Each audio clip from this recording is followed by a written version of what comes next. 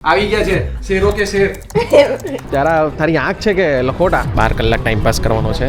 Which is a very big thing ભાઈ દ્રષ્ટિની વાત સાચી હતી કેમ કે કાલે એપલ વોચ લેવા આવ્યા હતા અને અમારું પોપટ થયું હતું કોમ્પિટિશન લાગેલી કોમ્પિટિશન કોણ વધારે રડે એવી કોમ્પિટિશન લાગેલી હતી ને કોમ્પિટિશનમાં અમારી પથારી ફરી ગઈ છે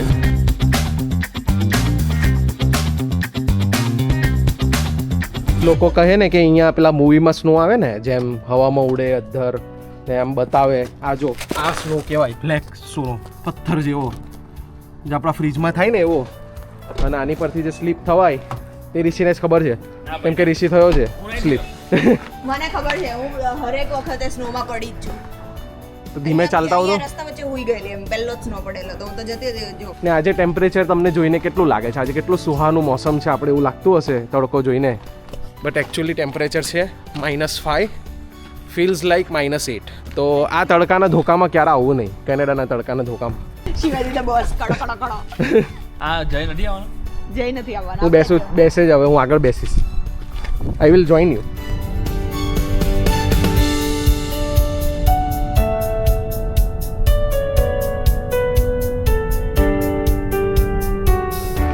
અમે એરપોર્ટ જતાં પહેલાં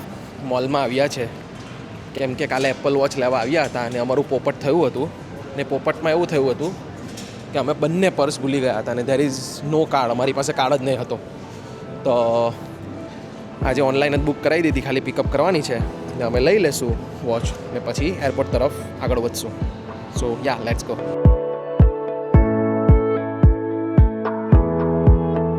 ચાલો તમે જઈ શકો છો થેન્ક યુ ફોર યોર સેવા લોન્ચમાં આરામ કરશું હવે જઈને નવડાવી દો કહું છું કે ભાઈ નાઈ લે તારી એમ લોન્ચમાં શું થયું કેમ લોન્ચ નહીં ગઈ લોન્ચમાં પ્રોબ્લેમ એ થઈ કે ગયા અને પહેલે ઓલરેડી બહુ લોકો લાઈનમાં ઊભેલા હતા અમે પૂછ્યું કે ભાઈ કેટલા ટાઈમથી ઊભેલા છે તો કંઈક અડધી કલાક લાગશે એવું અમને કીધેલું હવે 40 મિનિટ લોન્ચમાં વેઇટ કરો એનાથી બેટર છે કે અમે બહાર આવી રીતના અહીંયા કશે ખાઈ લઈએ સો વી ડિડન્ટ ગો ધેર તો લોન્ચમાં નહીં ગયા અને બહાર બેસીને ખાઈએ છીએ but the view is really great તમને વ્યૂ બતાવું વ્યૂના પૈસા છે this is the view outside આ વ્યૂ આવે છે બધા પ્લેન દેખાય છે બધું છે સો વ્યૂ ઇઝ રિયલી ગ્રેટ તો અમને લોન્ચની કમી નથી નડતી અમને સારું લાગે છે અહીંયા સારું છે અને વેજી સબ બનાવ્યું છે અને ખાઈએ છીએ હવે ને ઘરેથી નાસ્તો બી લઈને આવ્યા છે તે બધું અમે ખોલશું ને ખાશું હવે જો ઇન્ફ્લુએન્સર કોઈ ઇન્ફ્લુએન્સર છે ઇન્ફ્લુએન્સર બડે ઇન્ફ્લુએન્સર કોઈ ઇન્ફ્લુએન્સર નહીં જુઠ્ઠું નહીં બોલ સ્ટેન્ડ બી નહીં જો ગમે તેમ કરું છું એટલે જ નહીં તો ઇન્ફ્લુએન્સર છે કે એને ખબર છે કઈ રીતના બધું થાય કોફીની તડપ જાગી છે તો હવે કોફી લેવા અમે જઈએ છીએ સ્ટારબક્સ શોધીએ શોધવાનું થોડી છે શોધવાનું છે એને ખબર નહીં કાં છે કાં છે અહીંયા પેલી સ્ક્રીન દેખાય ને ત્યાંથી અંદર જાય ને એટલે કોર્નર પર સ્ટારબક્સ છે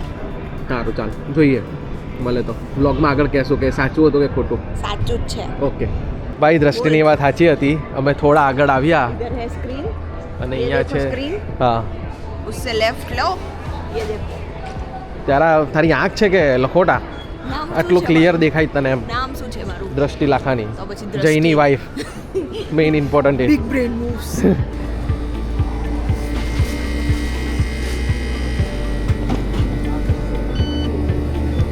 કોફી લઈને રેડી છે કોફી આવી ગઈ છે ક્રિસમસ થીમનો કપ છે અને કોફી પીશું ને હવે બોર્ડિંગ કરશું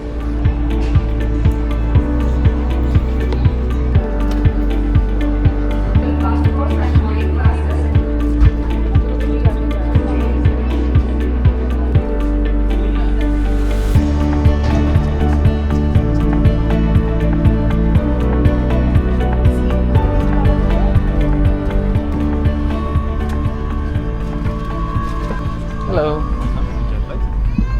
તો અમે ફ્લાઇટમાં બેસી ગયા છે અને હવે અબુધાબીનો વેઇટ કરીએ છીએ Boarding now, ground staff leave the aircraft is set ground box to Abu Dhabi. Thank you. Okay તો 12 કલાક 12.5 કલાકનો રન છે તો એ પૂરું કરશું ને પછી ઉતરશું Abu Dhabi and then we are going to Mumbai and then Surat તો આ પ્લાન છે બેસી ગયા છે એન્ડ બોર્ડિંગ સ્ટાર્ટ થશે અરાઉન્ડ 10-15 મિનિટ્સમાં 12 કલાક ટાઈમ પાસ કરવાનો છે which is a very big thing અત્યારથી જ ઊંઘ આવે જાને ને મને બી આવે છે બધા વિડીયો એડિટ કરવાના છે 12 કલાક. વિડીયો એડિટ કરવાના બાય ધ વે, હા તો એ કરીશું.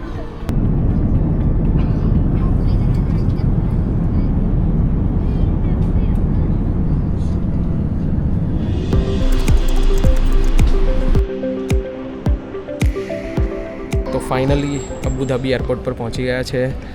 લાસ્ટ મોમેન્ટ પર ભાગાભાગી થઈ ગઈ છે કેમ કે ગેટ નંબર જે ટિકિટમાં બોર્ડિંગ પાસ પર મુંબઈમાં લખેલો હતો તે ચેન્જ થઈને સીધો ડી પરથી બી થઈ ગયો. તો ભાગતા ભાગતા ડીથી બી તરફ આવ્યા ને અરાઉન્ડ 2 કિલોમીટર જેવું હશે તે ચાલ્યા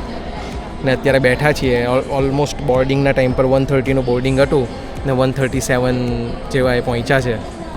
સો યા ટાઈમ ટુ ટાઈમ પહોંચી ગયા છે. પણ હવે લેશું અબુધાબીથી મુંબઈની ફ્લાઇટ અને અરાઉન્ડ 4 કલાક જેવી ફ્લાઇટ છે. તો યા મુંબઈ મળીએ કઈ રીતનું ઇમિગ્રેશન રહ્યું. મારું પહેલી વાર ઇમિગ્રેશન છે OCI હાથે, તો જોઈએ કઈ રીતના થાય છે. મારો એ ફર્સ્ટ ટાઈમ એક્સપિરિયન્સ છે, તમારી સાથે શેર કરીશ. 13 કલાકની ફ્લાઇટ હતી ને એમાં ઓલમોસ્ટ અમે લાઈક 10 કલાક જેવું જાગ્યા હશું, 2 કલાક જેવું ઊંઘ્યા હશું. 2 કલાક પણ 1 કલાક જેવું જ ઊંઘ્યા હશું કેમ કે એટલા છોકરાઓ હતા ને એટલો અવાજ કર્યો છે એમણે, ધૂમ મચાવી છે પ્રોપર એમ. એટલે ઊંઘ તો આવી જ નથી. બીજો રડે તો કે હું કેમ બાકી રહું, પહેલો રડે સૂરમાં. કોમ્પિટિશન લાગેલી, કોમ્પિટિશન કોણ વધારે રડે એવી કોમ્પિટિશન લાગેલી હતી ને કોમ્પિટિશનમાં અમારી પથારી ફરી ગઈ છે. હવે ઘરે જઈને જોઈએ 2 કલાક 3 કલાકમાં કઈ રીતના તો ઊંઘ આવે જોઈએ. બટ યા આ રીતનો માહોલ હતો મસ્ત. સૂર બધી સાઈડથી સૂર બોલતા હતા ચારે તરફથી અલગ અલગ રાગમાં ને અમે સંભળા છે સૂર સાંભળીને આવ્યા છે એટલે એકદમ સાંભળીને અબુધાબી પહોંચીને અમે જે ગેટ નંબર ડી કીધેલો ત્યાં ગયા તો ખાલી. તો અમને એમ કે ફ્લાઇટ તો મિસ થઈ ગઈ. હા પછી અમે બોર્ડ પર જોયું તો એમાં ડી પરથી બી હતું. તો ડી કેમ કે અમે લોકો જનરલી બોર્ડિંગ પાસ જોઈને એમાં જે ગેટ નંબર લખ્યો હતો મુંબઈમાં ત્યાં જ અમે જઈને ઊભા રહ્યા. ત્યાં એક પણ સીટ બધી ખાલી, સ્ક્રીન પર પણ કશું લખેલું નહીં. એટલે અમને થયું કે કંઈ લોચો છે. એટલે અમે સ્ક્રીન જોઈ પછી ને સ્ક્રીન પર D17 ઓર સમથિંગ હતું, તેમાંથી B16 ગેટ થઈ ગયો. તો બીજી સાઈડ એકદમ ઓપોઝિટ સાઈડ. તો ત્યાં ગયા ને ત્યાં ફાઇનલી અમે અહીંયા બેઠા છીએ ને યા હવે મુંબઈ પહોંચશું અને તમને અપડેટ આપીએ.